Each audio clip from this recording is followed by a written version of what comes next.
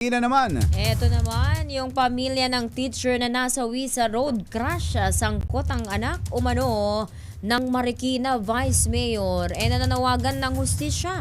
Detalye mo yan, RH52 Edniel Parosa. Jerry at Tina, nanawagan sa otoridad ang ina ng nasawing motorcycle rider na si Alexander Cruz.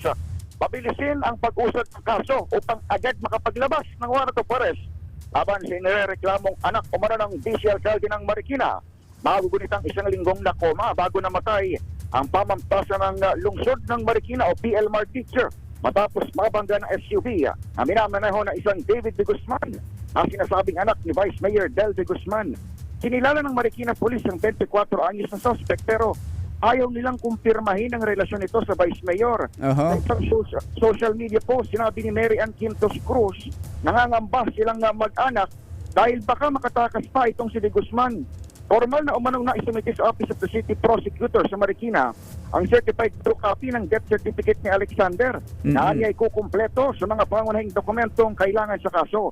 Una na kasing sinampahan ng reckless imprudence resulting in serious physical injuries ang suspect pero sabi ni Marikina City Police Chief Police Colonel Janet Texon, nakalaya rin si De Guzman makarang makapaglagak ng piyansa. Kailan dahil namatay kalaunan itong 27 anyos na biktima, nagain na rin ang supplemental case ng PNP Traffic Investigators upang i-upgrade ang reklamo sa homicide.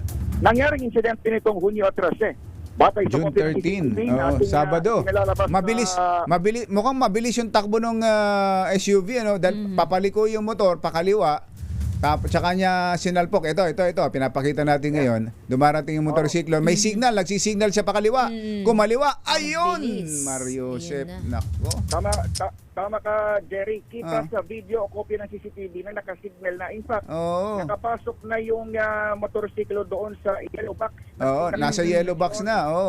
Pero dahil doon sa bilis sa patakbo ng SUV na minamaneho nga ni De Guzman. Mabilis. Ayun, Nako. Sinalpok. Tapos parang napin pa doon sa may posting kuryente yata. Sa kanto, no? Oo, naipit pa ron sa may poste sa kanto. Pero nagresulta sa pagkaratay sa ICU at after a week ay namatay nga nitong PLMAR teacher. Bagay na pinagluluksan hindi lang ang kanyang pamilya kundi ang kanyang mga estudyante sa senior high school at syempre komunidad na rin ng pamantasan ng lungsod ng Marikina. So ang sinasabi, anak ni Vice Mayor Del de Guzman yung nagmamaneho? Tama, Jerry. May identity naman nilabas yung police, full name, including yung age at yung kanyang address.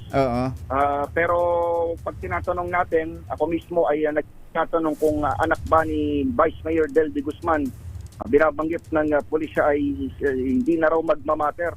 Kanilang binabanggit kung sino ang tatay. Dahil minsan na raw nila itong naaresto at nakalaya nga alam dahil doon sa hindi pa homicide yung kaso nakaraang makapagpiyansa. Inantay na lang natin ngayon na-file na yung supplemental evidences para may upgrade yung kaso sa homicide at panawagan ng mga magulang ay makapaglabas agad ng warrant of arrest na hindi na makatakas itong suspect.